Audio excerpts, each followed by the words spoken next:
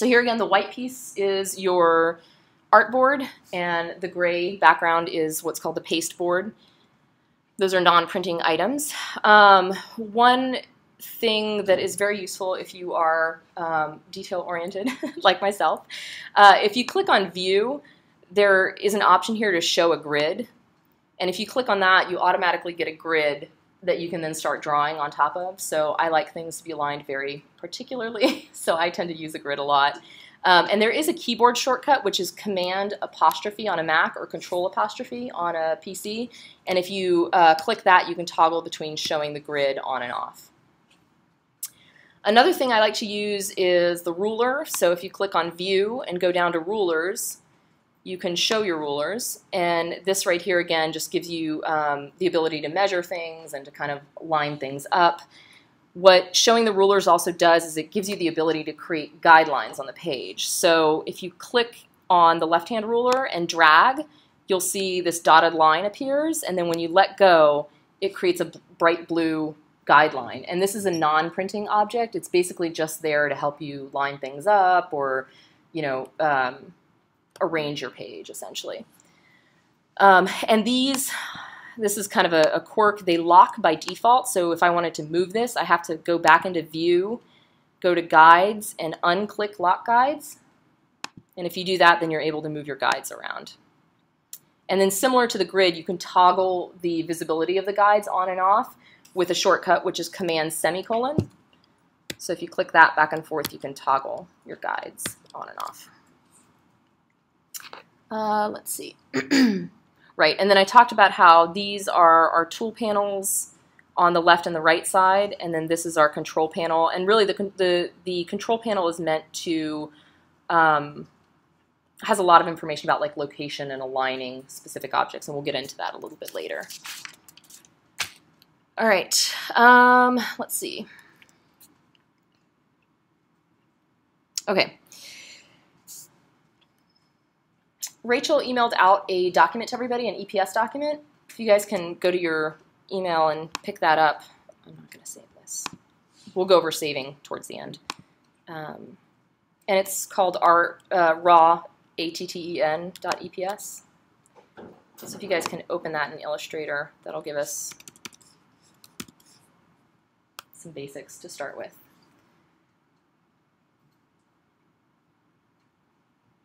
And once you open it, a quick shortcut if you want to fit if it opens up like that, super zoomed in, and you want to fit everything on your page, you can go to View, Fit All in Window, or Actual Size, and I'm sorry, Fit Artboard in Window or Actual Size.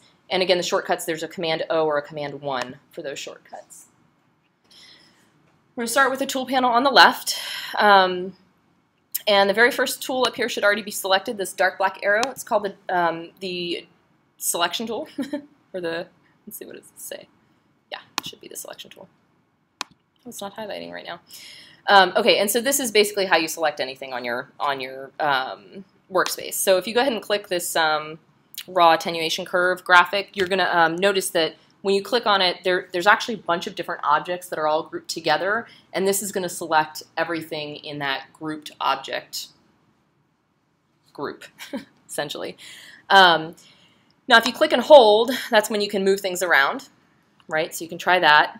And if you click and hold and hit the Shift key at the same time, it's kind of a nice little feature that it will kind of constrain your movement to either the vertical or the horizontal axis, or I believe to 45 degrees as well. I don't use that as much, but I usually use it if I know that I like where something is. It just has to be a little ways over to the left or right. You can hit the Shift key to constrain it. Now, if you want to select multiple objects, you hit the Shift key before you click on something. I'm sorry. Yeah, and then click to select it, and then you can click to select something else on the board. And then again, if you click and move it, then you'll move both of them together. Does that make sense? Let's see. Another way to select, you can, if you click and drag and create this little dotted box here, anything that that dotted box touches will be selected. So there I just selected the raw attenuation curve graph.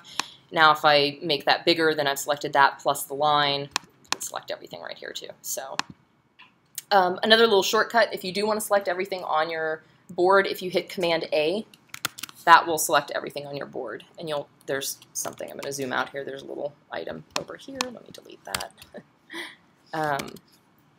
Okay, so now if you want to resize things, oh, actually, let me do one other, while we're talking about moving. If you click and select an object, you can also use the arrow keys on your keyboard to move things, to sort of nudge them over to the right or the left. And then if you hit Shift and the arrow key, it basically does a larger nudge, right or left. So I use that a lot when I'm trying to align things or just get things to meet up, etc. You'll also notice when you select something that it gets this square around. So here, let me select this one down here. So I selected this figure 8, and there's this like blue box around it with the white points, and that's called the bounding box. And so what the bounding box does is it gives you the ability to resize and to reshape this. So if you pull a corner, you're going to affect both the height and the width of the object. And again, this whole shift constrain thing applies here too. If you hit Shift, you're gonna enlarge it using the same aspect ratio. So if I don't hit Shift, then you have a lot more flexibility on how you're sizing it.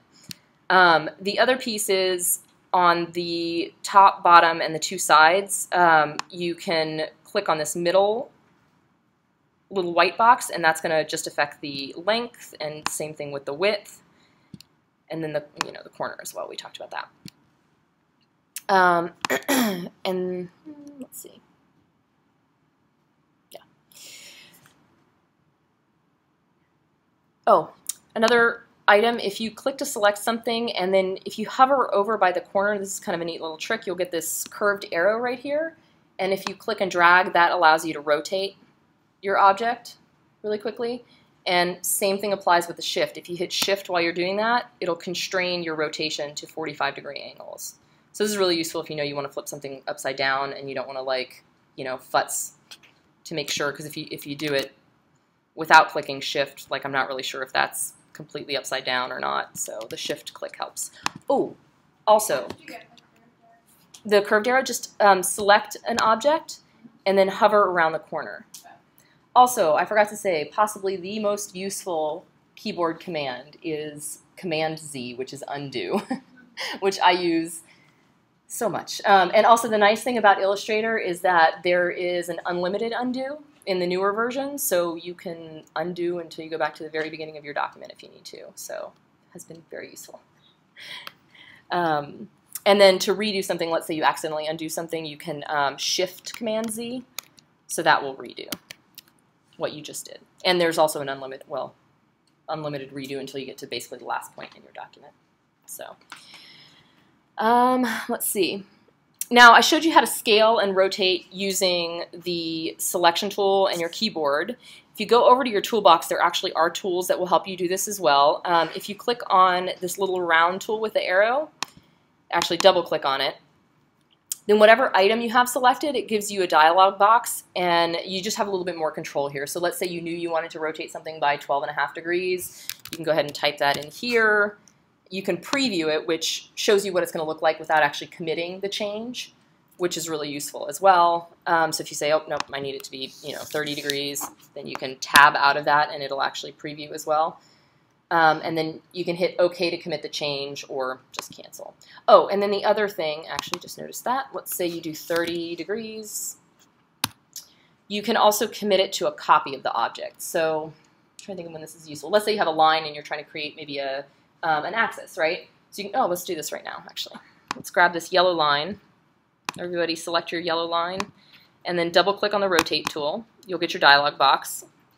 And if you hit 90 degrees and then hit copy, you'll see that it basically used that line, made a copy of it, and rotated the copy. So that comes in handy sometimes if you're trying to create objects that are basically made up of a bunch of rotated objects. So I'm going to hit Command Z, undo. Let's see. And then the same thing with the scale. So if we click on your raw attenuation curve item and then double click on the scale button, you get a dialog box that gives you a little bit more control over how you're going to scale something. So You can scale it uniformly at a specific percentage. You can scale it but vary the horizontal and the vertical.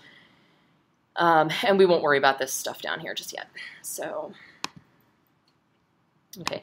And so basically one nice thing about Illustrator is that there are really a lot of different ways to do the same thing. You can usually do it with keyboard shortcuts and your mouse. There's a specific tool that you can use, or you can always go up to your menu bar up here and do things as well. So for example, if I go to the object, oops, let me select something, then you'll see there's also, I thought there was a rotate. Sorry, bear with me here. It's in transform. So then here you're going to have your rotate and your scale. You can tell I never use the menu bar because I don't even know where it is on the menu bar. You can always click on help and just type in a term, and it will, I don't know if you saw there, but it basically points you to where on the menu you can find the thing that you're trying to do, which is really useful.